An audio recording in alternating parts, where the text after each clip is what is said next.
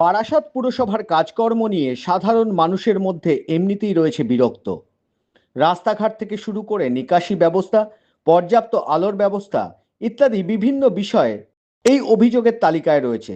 এবার নতুন করে অভিযোগ উঠল 14 নম্বর ওয়ার্ডের পুরমাতা স্বপ্না বসুর বিরুদ্ধে। এই 14 নম্বর ওয়ার্ডে 5টি পরিবার দীর্ঘদিন ধরে বসবাস করে, কিন্তু তারা নলবাহিত পানীয় জল থেকে বঞ্চিত।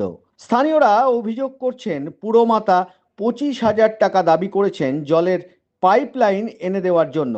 পাশাপাশি পুরমাতা স্বপ্না বসু জানিয়েছেন 4 ফুট রাস্তায় জলের লাইন দিতে গেলে যে টাকা খরচ, সেই টাকা এই মুহূর্তে পুরসভার কাছে নেই বা তার ব্যক্তিগত ফান্ডেও নেই। সেই কারণেই তিনি এই পরিবারগুলোর জন্য কিছু করতে পারছেন না। তাই তিনি স্থানীয়দের বলেছিলেন নিজেদের টাকা জোগাড় করে জলের লাইন নেওয়ার জন্য। আর এ নিয়েই শুরু হয়েছে বিতর্ক। ইতিমধ্যেই বহু পুরসভায় কেন্দ্রীয় সরকার থেকে যে জলের লাইন বিনা পয়সায় দেওয়া হচ্ছে তা অনেক জায়গাতেই কার্যকর হয়েছে, কিন্তু বারাসাত পুরসভা এই মানুষগুলোকে পানীয় জলের ব্যবস্থা কেন করছে না তা নিয়ে উঠছে বড় প্রশ্ন। আমাদের জলটা আসলে মেইন হচ্ছে আমাদের কল চেপে চেপে কাজ করতে হয়। এবার কল চেপে চেপে কাজ করাটা তো সবসময় না, আমরা সেই 14 নম্বর ওয়ার্ডে থাকি, অথচ আমরা এখানে টাইম কলের কোনো পাবো না। আমরা এই 5টা ফ্যামিলি টাইম কলের কোনো সুযোগ সুবিধা পাবো না। সেই কারণে আমাদের টাইম কলের জন্য কথা বলতে গেছিলাম, এবং এর আগে আমরা গেছিলাম রাস্তার ব্যাপারে কথা বলতে, রাস্তা নর্দমা সব ব্যাপারে কথা বলতে গেছি। কিন্তু উনি আমাদের এই কথাই বলেছেন 25,000 টাকা জমা দিয়ে তাহলে তোদের লাইন ঢুকবে। আজকে আমাদের কাউন্সিলর বলেছে, স্বপ্না বসু। এখন আমরা তো বলতে পারবো না, বলছে পাইপ লাইনের জন্য মোটা পাইপ ঢুকবে, তাহলে তোদের 25,000 টাকা লাগবে, না হলে জল তোদের আসবে না।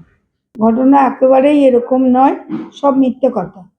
ব্যাপারটা হচ্ছে যে ওখানে দীর্ঘদিন ধরে মেন রাস্তায় লাইন আছে, কিন্তু সেখান থেকে ব্যক্তিগত 3 ফুটের 4 ফুটের একটা রাস্তা, 4 ফুটের রাস্তায় তো জলের লাইন হয় না। তবুও ওদের যেহেতু সমস্যা, নতুন সরকারি বাড়ি পেয়েছে, সেই বাড়িকে আরো বড় করে করেছে, এবং সেই বাড়ি যা করেছে তার ওখানে সব 3তলা 2তলা সব বাড়ি আছে। 4 ফুটের রাস্তায় জলের লাইন নেওয়ার জন্য যখন ওরা পৌরসভায় গেছিল, পৌরসভার জল দপ্তরের থেকে বলে দিয়েছে দেখো ওখানে জলের লাইন দেওয়ার মতন এখন পৌরসভার কাছে সেরকম পরিস্থিতি নেই, যদি করতে হয় নিজেদের খরচে করতে হবে। খরচ কেমন হবে? তখন বলেছে 20-25,000 টাকা, বড় পাইপটা দিয়ে দাও, বাকি ও আমাদের যারা লেবার আছে তাদের দিয়ে করে দেবো। ওরা এসে আমার অফিসে এসেছিল, বলেছে, তখন বলছিল যে আমাদের ফান্ডের থেকে, আমার ফান্ডে কোনো টাকা নেই আর টাকা দিয়ে করে দিতে।